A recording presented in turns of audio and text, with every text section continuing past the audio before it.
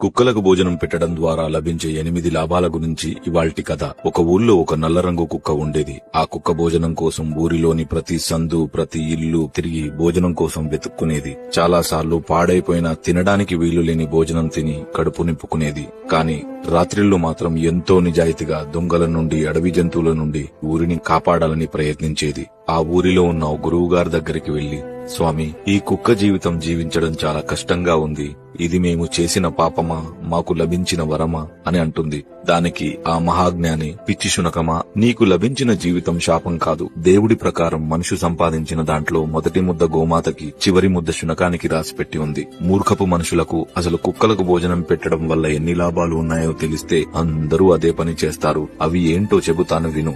మొదటిది, కుక్క తనకు భోజనం పెట్టిన వారిని దైవంగా భావిస్తుంది కాబట్టి మనిషి వడ్డించింది ప్రసాదంగా తిని తృప్తిగా దీవిస్తుంది. రెండవది, శునకం కాలభైరవుని రూపం కాబట్టి శునకాన్ని ప్రసన్నం చేసుకునే వారికి శని ప్రభావం తక్కువగా ఉంటుంది. 3, కుక్కకు పెట్టిన ఒక్క ముద్ద వల్ల మనుషులు ఇంటికి, పంటకి, పిల్లలకి అన్నిటికీ కాపలా కాస్తూ నమ్మకంగా ఉంటుంది. 4, ఇంటికి జరిగే అరిష్టాన్ని ఆవు గ్రహిస్తే ఇంటికి పొంచి ఉన్న ముప్పుని కుక్క రానివ్వకుండా చేస్తుంది. 5, కుక్క ఒకే జంతువు మనిషి బాధని, కన్నీళ్లను కూడా చూసి అవి తొందరగా పోవాలని, నా యజమాని సంతోషంగా ఉండాలని మనస్ఫూర్తిగా కోరుకుంటుంది. 6, ఇంట్లో వాళ్ళు బయటికి వెళ్లేటప్పుడు బాధ Download ShareChat.